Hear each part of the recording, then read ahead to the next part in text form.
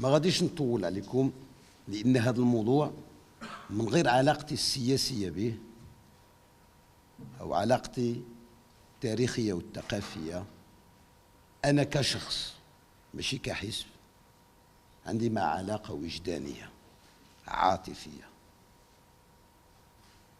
لست لأنني أمازيغي فقط أو لأنني أسكن فوق أرض أمازيغية أو لأنني ناضلت قدر المستطاع بجانب من علمني ومن سبقني حول إقرار الحقوق الكاملة، وفي مقدمة هذه الحقوق هو حق الأمازيغية وحق الأمازيغ فوق تراب بلادهم.